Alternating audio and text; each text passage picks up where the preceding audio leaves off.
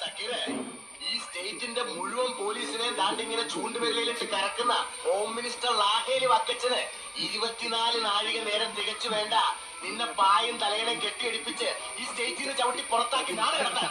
പക്ഷെ അത് വേണ്ടടാ. എടാ, ലാഹേലി വക്കച്ചന് പോസ്റ്റർ ഒട്ടിക്കാനും ലാഹേലി വക്കച്ചന് മുദ്രാവാക്യം വിളിക്കാനും ലാഹേലി വക്കച്ചന് ഒലത്താം ഒലത്താം ഒലത്താം എന്ന് പറയുന്ന പട്ടയത്തിന് ഇടന്നു നിൽക്കുന്ന തെണ്ടികളുണ്ടല്ലോ പ്രജകള്. ലക്ഷക്കണക്കിന് ഉണ്ടടാ വക്കച്ചന്റെ പാർട്ടിയില്. ദാണ്ടേ പട്ടിയെ ഞൊടിക്കുന്നത് പോലൊന്നും ഞൊടിച്ചാ മതി, അവന്മാര് വന്ന് കടിച്ച് കീറി തിന്നുന്നില്ലേ. അതും വേണ്ടടാ.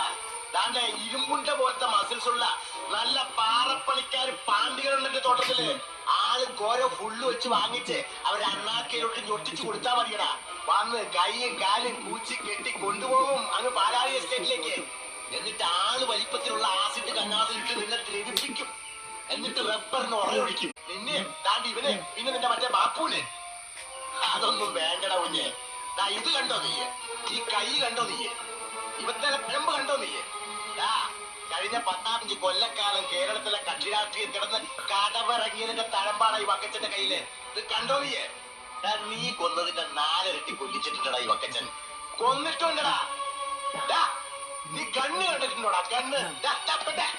അതേടാ, നീ ഒക്കടയിൽ ഇങ്ങനെ ചേടി കിടക്കുന്ന 1.5 ചാലിന്റെ പിസ്റ്റളല്ല, ഗണ്ണ്. നല്ല ഡബിൾ ബാരൽ ഗണ്ണ്. ആഴ്ചയിൽ എണ്ണയിട്ട് പുൾത്രു അടിപ്പിച്ച് അങ്ങ് ഭരണങ്ങാനത്ത് ആഡേൽ ബംഗ്ലാവിന്റെ ഭിത്തിയില് ആണി അടിച്ച് നെടി തൂക്കിയിട്ടുണ്ടോ വക്കച്ചൻ. ഒരു 10-16 എണ്ണം ഡബിൾ ബാരൽ ഗണ്ണ്. വേണ്ടി വന്നാൽ അവത്തേലൊരെണ്ണം എടുക്കും ആഡേൽ വക്കച്ചൻ. എന്നിട്ട് അത് നിന്നെ നെഞ്ചത്തോട്ട് ഇങ്ങനെ